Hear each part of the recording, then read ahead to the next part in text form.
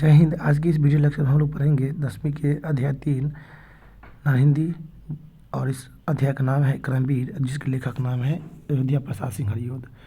अयोध्या प्रसाद सिंह हरिऔध के बाद सबसे पहले हम लोग जीवनी को देखेंगे। अयोध्या प्रसाद सिंह का जन्म हुआ था उत्तर प्रदेश के आजमगढ़ में। अयोध्या प्रसाद सिंह हरिऔध का जन्म हुआ था कितने ईस्वी में? 15 अप्रैल 1856 ईस्वी में इसका जन्म होता है। फिर आपको ध्यान रखना है, इसके पिता का नाम थे, पिता कौन थे? पंडित भोला नाथ उपाध्याय इसके पिता का नाम थे। फिर आपको ध्यान रखना है, 5 वर्ष की उम्र में इसके चाचा जो थे ना, इन्हें फारसी भाषा की शिक्षा देनी शुरू की थी। कौन?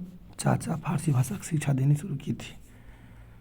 उसके बाद संस्कृत के अच्छे जानकार थे, उर्दू के भी जानकार थे, फारसी तो इसके चाचा शिक्षा दी ही थी। अंग्रेजी के भी ये भली भांति जानकारी रखते थे।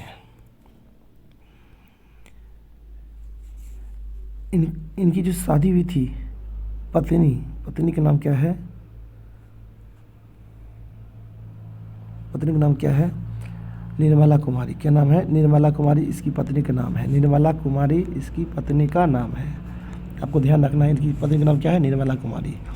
उसके बाद हिंदी के कवि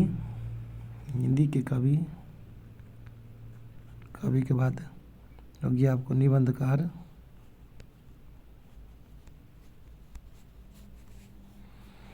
उसके बाद संपादक, उसके बाद खड़ी बोली में पहले क्या लिखे थे? महाकाव्य। खड़ी बोली के पहले महाकाव्य की रचना कौन किए थे? अयोध्या प्रसाद सिंह हरिऔध। इसकी मृत्यु होती है आपको 1947 ईस्वी में इसकी मृत्यु हो जाती है। ये भी अति महत्वपूर्ण है, इस पर भी आपको ध्यान रखना है। चलते हैं टॉपिक्स की और अध्याय का जो नाम है कर्मवीर। कर्मवीर का शाब्दिक अर्थ क्या होता है? कर्म के पथ पर चलने वाला। कर्म के पथ पर चलने वाले व्यक्ति को क्या कहेंगे? कर्मवीर कहेंगे। कर्मवीर पाठ के लेखक का नाम क्या है? कर्मवीर पाठ के लेखक का नाम है आपको अयोध्या प्रसाद सिंह हरिऔध चूंकि इसका उपनाम है, ये भी बात आपको ध्यान देना है। कर्मवीर कविता में किसकी प्रधान विशेषता दी गई है? कर्मवीर व्यक्ति की विशेषता दी गई है। हीरा का निर्माण किससे होता है? हीरा का निर्माण होता है कार्बन से। कभी सैकड़ों मरुभूमि को क्या बना देते हैं?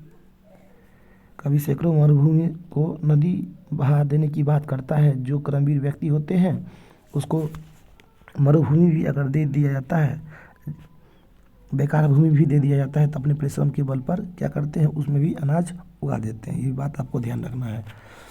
कवि के अनुसार जंगलों में महामंगल कौन मचा देते हैं? तो कर्मवीर व्यक्ति ही ऐसा काम कर सकता है। जो जंगल में भी उसको अगर दे दिया जाएगा तो अपने लक्ष्य की प्राप्ति के लिए वो अपना रास्ता खुद ढूंढ लेता है और उसको कोई बताने वाला नहीं होता है। सभ्यता और संस्कृति के रक्षक कौन है? सभ्यता और संस्कृति के रक्षक के रूप में निर्माणकर्ता कौन है? तो कर्मवीर व्यक्ति ही सभ्यता और संस्कृति के निर्माण करते हैं, उसको रक्षा करते हैं। कर्मवीर कविता के आधार पर आदर्श किसको माना गया? महात्मा गांधी को माना गया। महात्मा गांधी को ही आदर्श माना गया कर्मवीर कविता के आधार पर। जो कर्म के प्रति निष्ठा रखते हैं वो क्या कहलाते हैं? जो कर्म के प्रति निष्ठा रखते हैं वो कहलाते हैं कर्मवीर। कर्मवीर शीर्षक जो कविता लिखी गई है किस भाषा में? तो खड़ी हिंदी भाषा में शीर्षक कविता कर्मवीर लिखी गई है। व्यक्ति की कर्म के प्रति निष्ठा ही उसको क्या करता है? सफलता का निर्धारण करती है। जो व्यक्ति कर्म के लिए कंसंट्रेट होते हैं और कर्म ही उसका सब कुछ होता है, तो वही एक सफल व्यक्तित्व का निर्माण कर पाते हैं। कर्मवीर व्यक्ति क्या करते हैं, पर्वतों को काट करके सड़क बना देते हैं। जैसे आपको ध्यान एग्जाम्पल के तौर पर माझी द माउंटेन मैन जो गया में ही क्या किया था, 95-96 किलोमीटर के पहाड़ को काट करके रास्ता बना दिया था। ये भी बात आपको ध्यान रखना है। भीड़ भाड़ में वीरता कर्मवीर नहीं दिखाते हैं। कर्मवीर कांच को भी रत्न, रत्न माने आभूषण बना देते हैं। आभूषण बना देते हैं। कांच को क्या बनाते हैं, आभूषण बना देते हैं। कर्मवीर जो व्यक्ति होते हैं, कर्मवीर पुरुष होते हैं, तो वह पुरुषार्थी होते हैं और काम करते रहते हैं।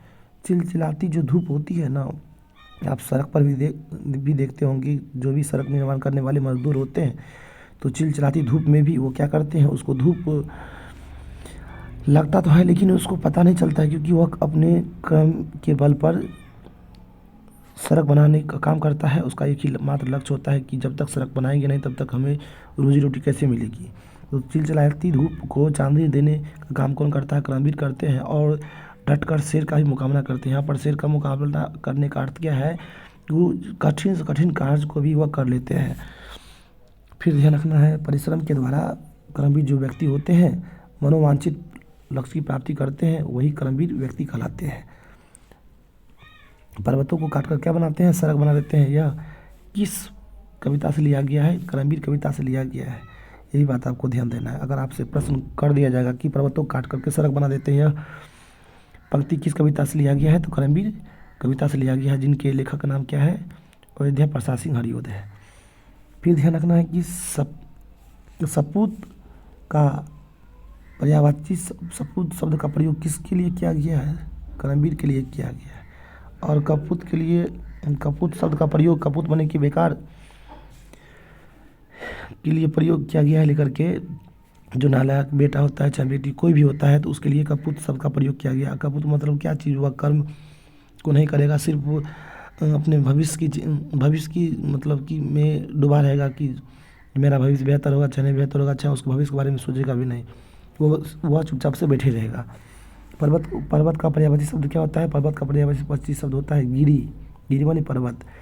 कर्मवीर व्यक्ति किससे, परिश्रम से कर्मवीर व्यक्ति क्या करते हैं, अपने धन को इकट्ठा करते हैं, संग्रह करते हैं। मिलते हैं नेक्स्ट वीडियो में, और इस वीडियो लेक्चर का नाम होगा मेरा बाल गोविंद भगत। तब तक के लिए जय हिंद जय भारत।